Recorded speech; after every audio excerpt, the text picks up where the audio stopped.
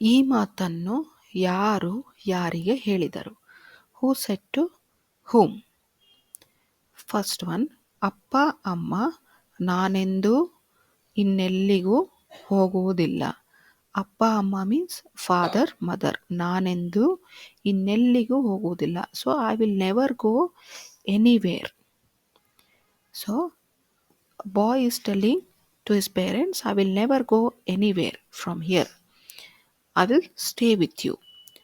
ಈ ಮಾತನ್ನು ಪುಂಡಲೀಕ ತಂದೆ ತಾಯಿಗೆ ಹೇಳಿದನು. So Pundalika said this to his parents. ಈ ಮಾತನ್ನು so that you can copy from the heading ಈ ಮಾತನ್ನು. ನೆಕ್ಸ್ಟ್ ಪುಂಡಲೀಕ.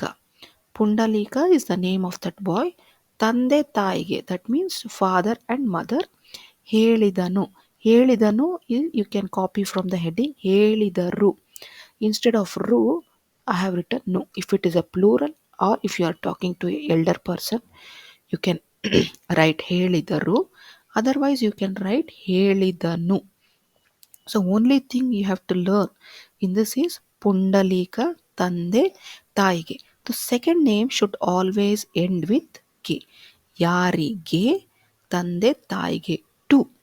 ಗೆ means ಟು. ಪುಂಡಲೀಕ ತಂದೆ ತಾಯಿಗೆ ಹೇಳಿದನು. ನೆಕ್ಸ್ಟ್, ನನಗೆ ಯಾವ ಕಾಶಿಯ ವಿಚಾರವೂ ಗೊತ್ತಿಲ್ಲ. So I don't know any Kashi. I don't know anything about Kashi. So there was a boy in the ashram. He said this to Pundalika. ಈ ಮಾತನ್ನು ಹುಡುಗ ಪುಂಡಲೀಕನಿಗೆ ಹೇಳಿದನು. ಹುಡುಗ ಮೀನ್ಸ್ ಬಾಯ್.